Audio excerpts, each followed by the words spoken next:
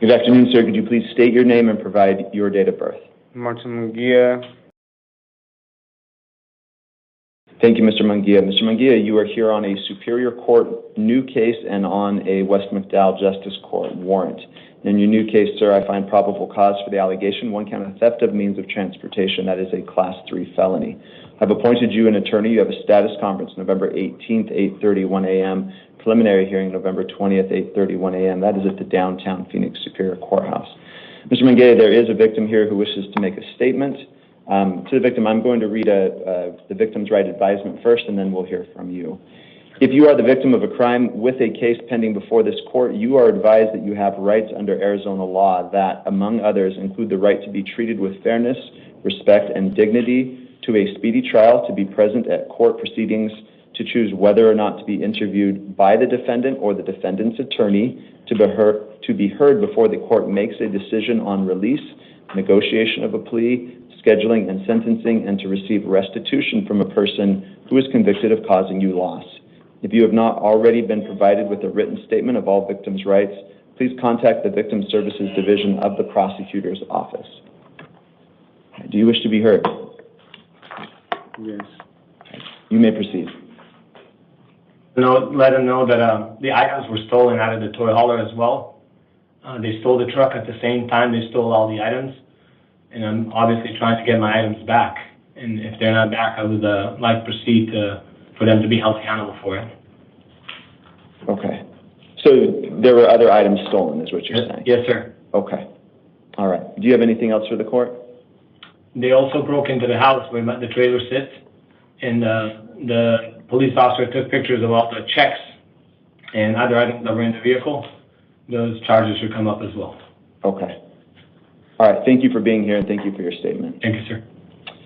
So, Mr. Munguia, before I make a decision, you can make a statement if you wish. You do not need to. Again, you have the right to remain silent. I didn't have anything to do with that truck. Like I told the officer when he got there to arrest, I was on a bicycle going to go pick up a backpack with my clothes because I was going to go wash. And they rolled up. I know that the officer seen me riding the bicycle down the street, seen me coming out to smoke a cigarette. I was with the wrong people, the people that did take the truck, I guess. But I had nothing to do with that. I don't even know those persons, like I told them. And I just wanted to wash my clothes because I was going to have visitation with my kids today, which I ended up not having visitation. I haven't seen them in 2 weeks. But that's what I had to say. Okay. Thank you, Mr. Munguia. All right, just give me one moment, please.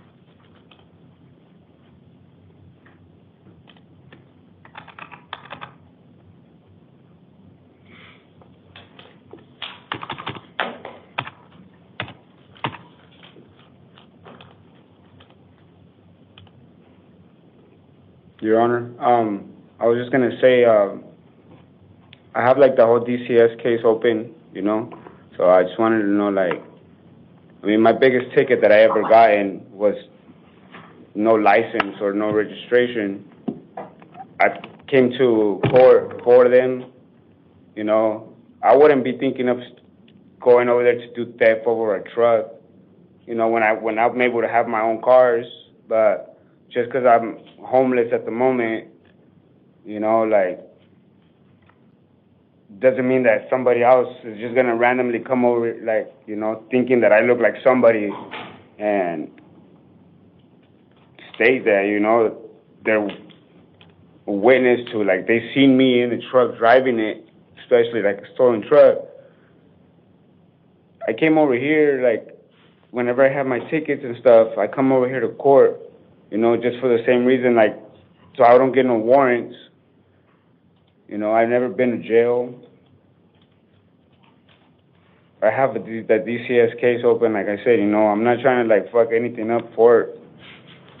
All of that, you know, so Yeah. I just enrolled in Terrells, you know what I mean? I'm just... Yeah. So, Mr. Munguia, let me explain the process of what this part of the case is. So this is just initial appearance court. So essentially what happens is I review what the police have written. It's called the Form 4. And then I determine, based on what the police wrote, could you be charged with this crime? Just because you can be charged with a crime, you know, there being probable cause, that does not mean that you are guilty, because you're innocent unless proven guilty. But the state constitution requires me to determine a bond based on a number of factors, one of which is public safety. And so I have to consider that as well.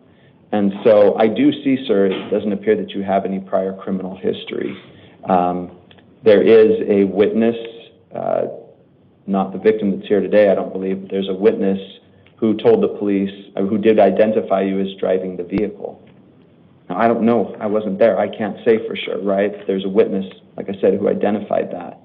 I imagine that the police are going to be getting fingerprints from the vehicle. They'll be getting your fingerprints. And so whether you were, in fact, operating the vehicle or not, I'd imagine will be coming out, and that's something you can speak with your attorney about. So I will let you know that the county attorney requested a $5,000 cash-only bond. What I'm going to do, Mr. Munguia, is set set a secured appearance bond. That's an amount of $2,500. There's a $50 bond as well in your West McDowell Justice Court case. So your total bond would be $2,550. It's a secured appearance. That means you can pay that amount directly or work with a bail bonding company. They generally require 10% plus collateral. 10% of $2,550 would be $255. If you pay that bond, you will be released. You're then promising to go to court on all of your court dates. You will have a status conference November 18th, 8:31 a.m., preliminary hearing November 20th, 8:31 a.m. That's at the downtown Phoenix Superior Courthouse. Also, if you pay your bond, you must comply with pretrial services supervision and with the standard conditions and restrictions of release. You are not to return to the scene of the alleged crime. You're not to initiate contact with any alleged victims, complainants, or witnesses, or have any physical contact with any alleged victims. You're also not to have any contact with any co-defendants. You're not to possess any weapons, and you're not to possess or consume any alcohol.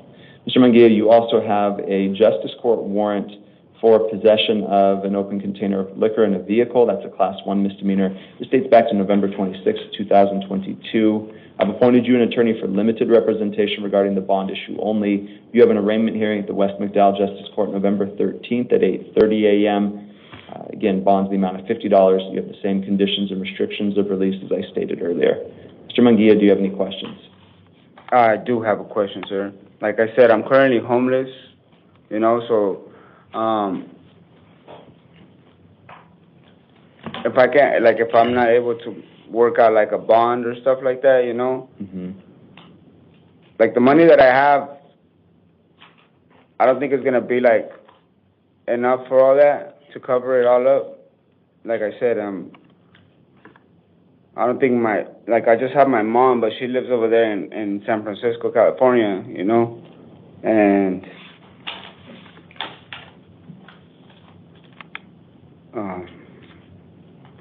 Yes, Mr. Munguia, there will be phones available to you, so you can reach out to your mother. You can reach out to a bail bonding company. No, like they don't have like a way to like, I don't know their phone numbers and stuff like that. I try to call my sister right now when I was over there. They don't even take the call. You know what I mean? Like. Yeah, so my understanding, sir, is sometimes people don't take the calls because they don't recognize how it comes through. So you certainly could try again. The other thing that I've heard of is that sometimes bail bonding companies will reach out to friends or family members. What I'm trying to say, Your Honor, I'm so sorry, No, is that I'm by myself. Right. Like, I have 11 brothers and sisters. Mm-hmm. I'm still on the street, and that's just fine, like I'm doing things on my own and shit. But I don't think that they're gonna end up helping me out. You know what I mean? I see. Yeah. But So, Mr. Munguia, when you see the judge on the 18th, and you'll meet your attorney then as well, then you can talk to the judge and to your attorney about modifying the bond and release conditions. Again, I don't know whether more evidence will have come out at that point. Your attorney can talk to you about what your options are. But how much you said the bond was? The total bond between both cases is $2,550. And that's at the 10%? No, 10% would be $255.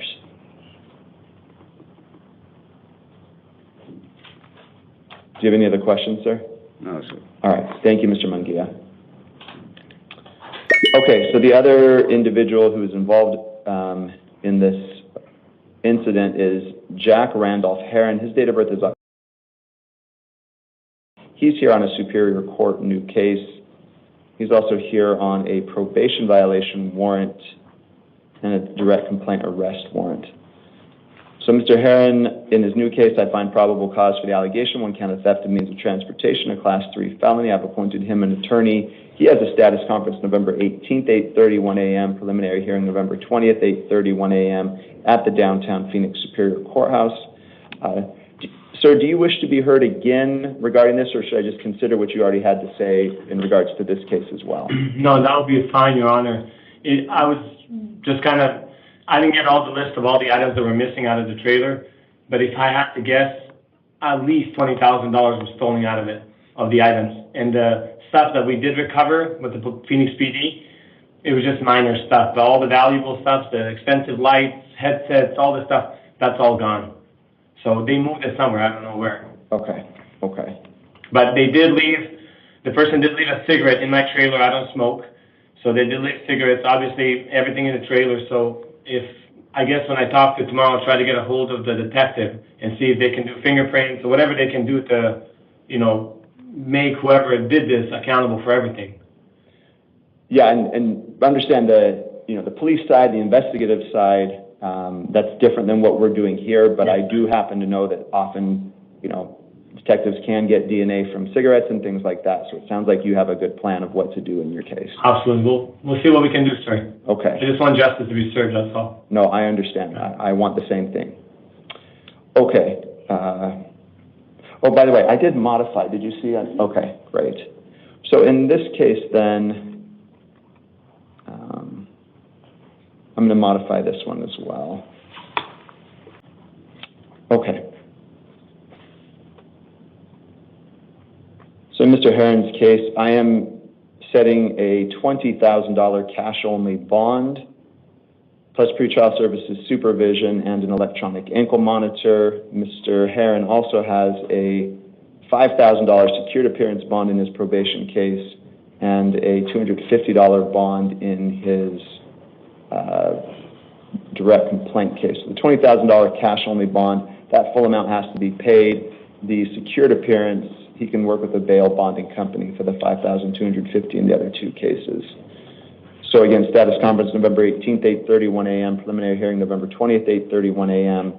He has the standard conditions and restrictions of release if he does pay the bond, plus he's not to return to the scene of the alleged crime. He's not to initiate contact with any alleged victims, complainants, or witnesses, or have any physical contact with any alleged victims. He's not to have any contact with any co-defendants. He's not to possess any weapons. He's not to possess or consume any alcohol, and he must contact his probation officer within 24 hours of release. Regarding Mr. Heron's probation violation warrant, this is for alleged violations of terms 4 and 5. I've appointed him an attorney. He has a probation hearing November 18th, 8:30 a.m., downtown Phoenix Superior Courthouse. Bond is in the amount of $5,000 secured appearance with the same conditions and restrictions of release. Finally, Mr. Heron is here on a Superior Court direct complaint arrest warrant, charged with 1 count of prisoner possessing or making contraband, a Class 2 felony, 1 count of possession or use of narcotic drugs, a Class 4 felony.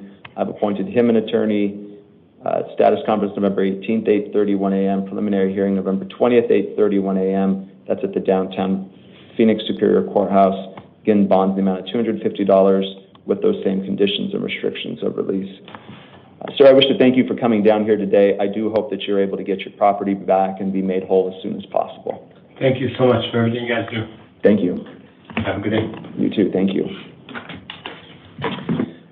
All right. Next, we have Frederick Tanny, and then Farron Dolores will be on deck.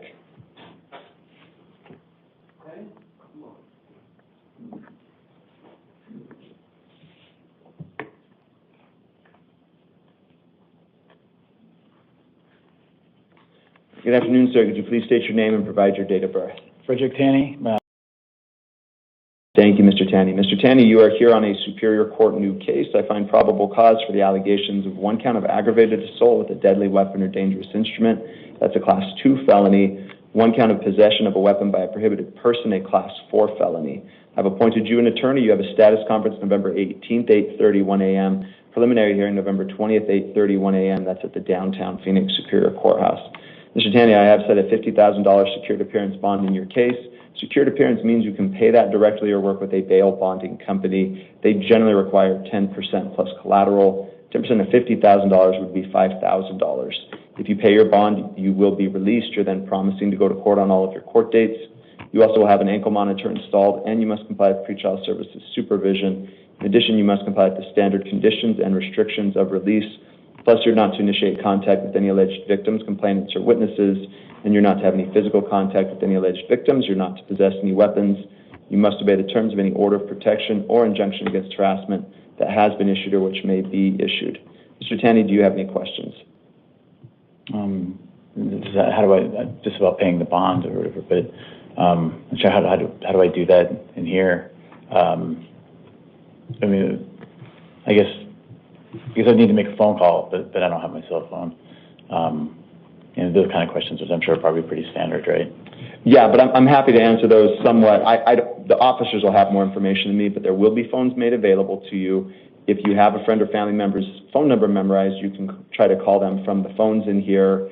There also will be a list of names and numbers for bail bonding companies, so you can reach out to one of them. As I was explaining to the individual earlier, if you don't have anyone's phone numbers memorized, it's possible a bail bonding company will reach out to a friend or family member on your behalf. I can't guarantee that, though. Okay. Do you have any other questions, sir? All right. Thank you, Mr. Tanny. Thank you. Farron Dolores and then Shelby Washburn will be on deck.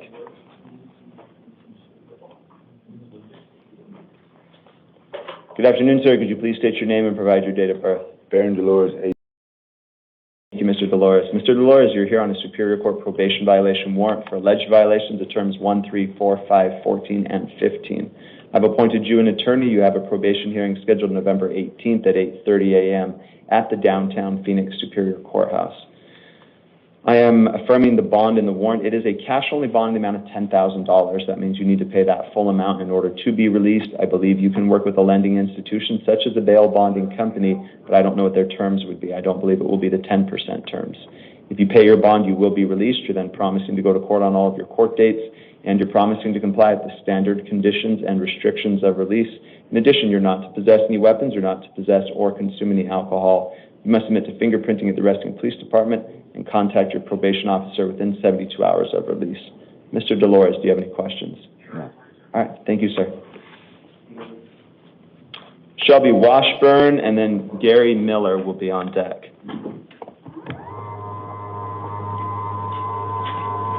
Good afternoon, ma'am. Could you please state your name and provide your date of birth? It's Shelby Elizabeth Washburn, 3. Thank you, Ms. Washburn. Ms. Washburn, you're here on 2 Superior Court probation violation warrants. These are for alleged violations of terms 3 and 5. I've appointed you an attorney. You have a probation hearing scheduled November 18th at 8:30 a.m. That's at the downtown Phoenix Superior Courthouse.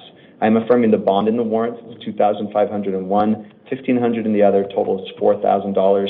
That is a secured appearance bond, meaning you can pay that amount directly or work with a bail bonding company.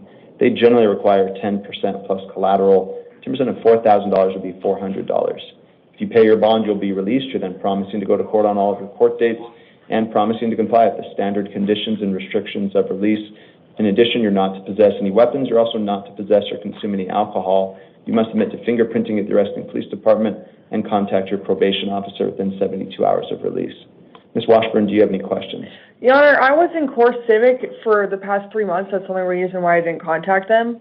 So is there any way I can make the bail 1,000 or do pretrial services? Because like I said, I've been in Core Civic. That's the only reason why I didn't contact anyone. And for the charge I got in Core Civic, part of the plea agreement was that they weren't going to violate me on probation.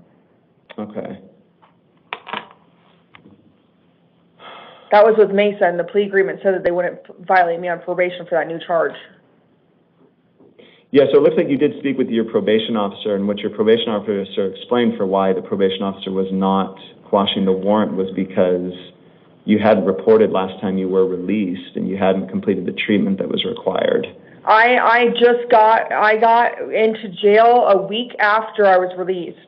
Wow. And I called her and left a voicemail, but there's no way I can get into treatment within a week because I got arrested a week later for the Mesa charges. So that's, yeah. And I like, Your Honor, if I could just do pretrial services. I've been in Core Civic for the past 3 months. My mom is finally saying I can come home for the first time in 8 years that I've been homeless, and I'm required to do counseling for Mesa. So I have to go to counseling every single day and drug test every single day. So I'll be doing good, and I could change my life around. If I go to jail, I'm just going to get more contacts for street people, and I just want to go home to my children. I've already been in jail for 3 months. I swear I want to do good. I want to change. I don't want to be like this street person anymore. Yeah. No, and Ms. Washburn, I mean, again, based on what the probation officer wrote in the notes, as well as, I mean, this is, I think, your 4th violation in 2 years on probation. So I'm not in the position... You can't make the bail lower? I'm not in the position to change the bail. The probation judge can decide whether to reinstate your probation or make another change, but I'm not in the position to be able to do that today. All right. Thank you, Ms. Washburn. Thank you. Gary Miller and then Victor Navarez will be on deck.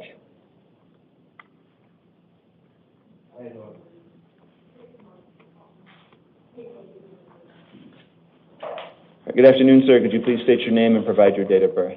My full name is Gary Miller. My date of birth is 5. Thank you, Mr. Miller. Mr. Miller, you're here on a Superior Court new case. I find probable cause for the allegation of 1 count of theft of means of transportation. That's a Class 3 felony. I've appointed you an attorney. You have a status conference November 18th, 8:31 a.m., preliminary hearing November 20th, 8:31 a.m. at the downtown Phoenix Superior Courthouse. Mr. Miller, I am setting a bond amount of $2,500. That is a secured appearance bond. You can pay that amount directly or work with a bail bonding company. They generally require 10% plus collateral. 10% of $2,500 would be $250. If you pay your bond, you will be released. You're then promising to go to court on all of your court dates. You must comply with pretrial services supervision and with the standard conditions and restrictions of release. In addition, you're not to return to the scene of the alleged crime. You're not to initiate contact with any alleged victims, complainants, or witnesses, or have any physical contact with any alleged victims. You also must submit to fingerprinting at the arresting police department. Mr. Miller, do you have any questions? Yes, I do. Okay. The only thing is I've been already like 2 days, 2 different places, and this is what I wanted to ask you if you could do for me. Okay. There is a big misunderstanding here, but I'm not going to bring that part with you. I'll bring that in with my lawyer on the court date or whatever that you said. Okay. But I actually have $1,000 cash money on me. Okay. And I was wondering if you could, if they could take the 1,000 from my stuff that is here, release me out quicker, because I have a little girl that I'm trying to get home to.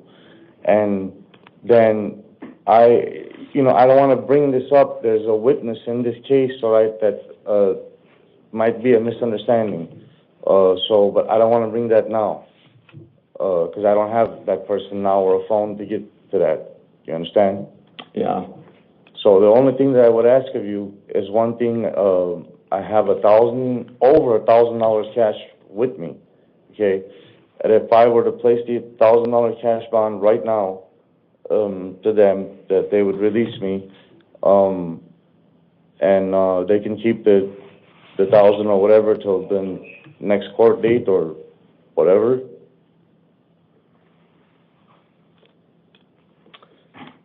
Well, all right, here's what I'll do, Mr. Miller. I'll set this to a $1,000 cash-only bond, but I will include an ankle monitor as well on that. So if you pay the bond, you will be released. It probably won't be until tomorrow morning, though. That's when the ankle monitor will be installed. The reason why I asked you for 1,000 cash bond so I can be released today, okay? But I'm not a person to run or anything. I have nowhere to go. I have to stay here with my mom, no matter what, in Glendale. I mean, Mr. Miller, so here's the situation is I'm willing to reduce the bond. I mean, I'm concerned about the incident that's happened. You were confronted, according to what this says, you were confronted, you continue to remain in the vehicle rather than just walk away. So that's concerning to me. I'm willing to reduce it to a cash-only bond amount of $1,000, but I would need to include an ankle monitor on that. Okay, but... So those are the, so it's I'm just not two gonna choices. argue. No, right, so it's two choices, Mr. Miller. We're not going to discuss it anymore. I'll either do $1,000 cash only with an ankle monitor, or I'll do $2,500 secured appearance, no ankle monitor. I'm giving you a choice. Okay, but what I'm trying to... Is $1,000 cash only, sir? I just told you I'm not discussing this with you anymore. Well, I'm just asking if that could happen today. No, the ankle monitor is installed in the morning. The individual will be here in the morning. They've left for the day. Okay. Thank you, Mr. Miller. Thank you. Victor Navarez and then Joshua McClish will be on deck.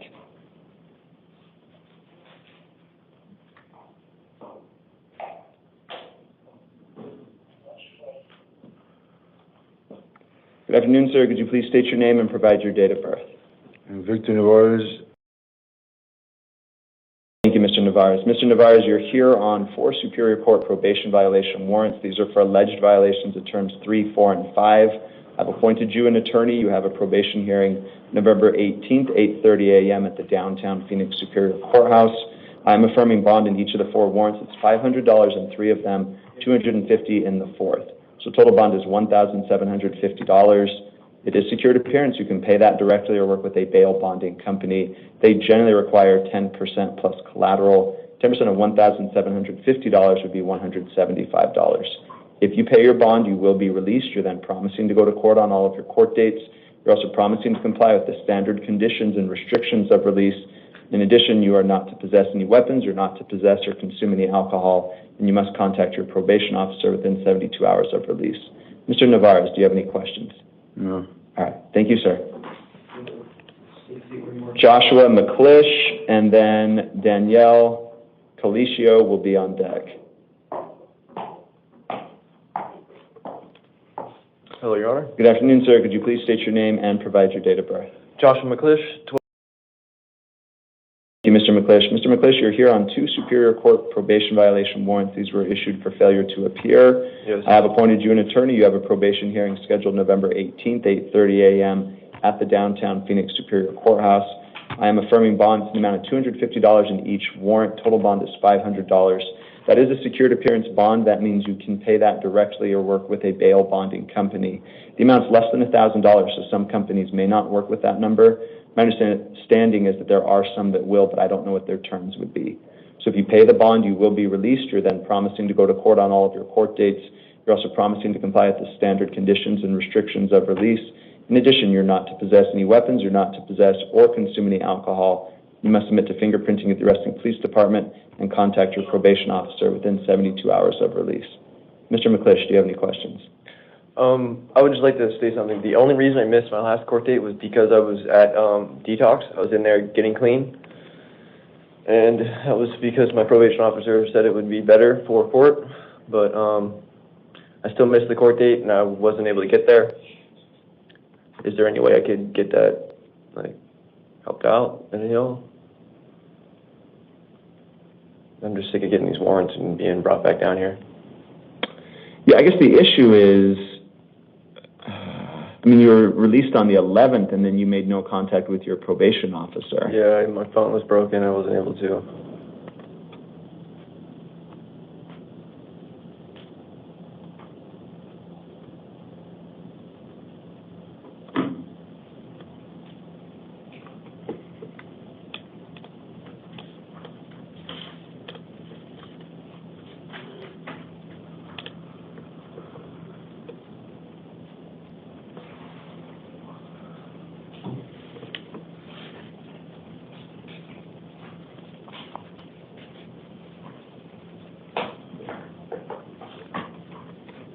Yeah, I mean, Mr. McClish, I wish the situation was different. I mean, look, I'm sure it's really tough if your phone breaks or something like that, but I guess what I'd say is, I mean, you've got to make that your highest priority. If either borrowing the phone or going down to the probation office, if you can get yourself to detox, I think you could do one of those things as well.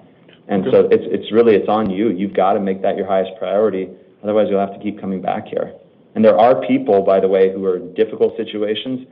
They never, ever let any reason get in the way of making contact with probation. There's other people that they're always finding a reason not to make contact. Something happens, and I'm sure those things are frustrating and hard. I don't doubt that. But unfortunately, those people keep coming back all the time, eventually have probation revoked. So I don't want that for you, sir. But again, you've got to decide for yourself which route you want to go. Okay. So good luck to you, Mr. McClish. And it was only a $500 bond? It's $500, correct. Thank you. Thank you.